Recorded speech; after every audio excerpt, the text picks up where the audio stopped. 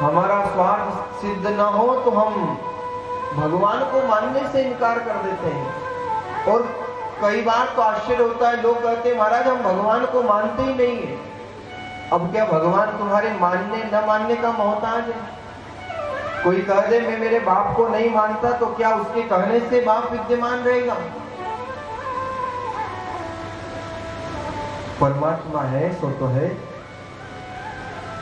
और बहुत सुंदर सिद्धांत कहा है कि अगर परमात्मा नहीं तो जिक्र क्यों? संसार में जो विद्यमान है उसी का तो जिक्र होगा। अगर परमात्मा नहीं तो जिक्र क्यों? और अगर परमात्मा है तो फिर फिक्र क्यों? नहीं है तो क्यों जिक्र करते हैं?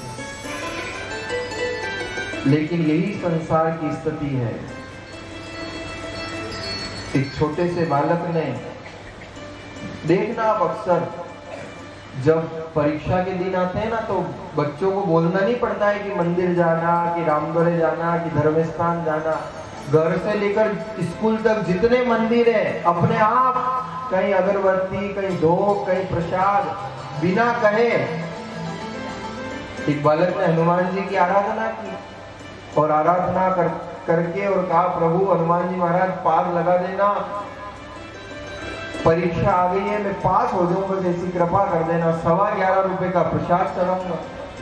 हनुमान जी तो हनुमान जी 11.25 में ही कृपा कर देते हैं। योग ऐसा बना है कि उस साल बड़े अच्छे नंबरों से उत्तीर्ण हुए।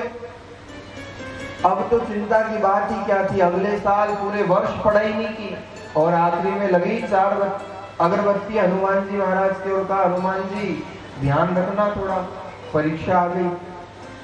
तो इस बार जब रिजल्ट आया तो आर्यभट्ट की रचना, वो बालक कहता है लगता है हनुमान जी की शक्ति कम हो गई है। अब बताओ, खुद ने पढ़ाई नहीं की, उसका कुछ नहीं, पर हनुमान जी की शक्ति कम हो गई। और यही स्थिति है संसार की। अगर हमारा मन चाहा हमें न मिले तो हम कहते हैं भगवान नहीं है। हमारी प्रार्थना अगर स्वीकार न हो तो हम कहते हैं परमात्मा की सत्ता विद्यमान नहीं है। और कई लोग तो थोड़ी सी भक्ति का अहंकार कर लेते हैं,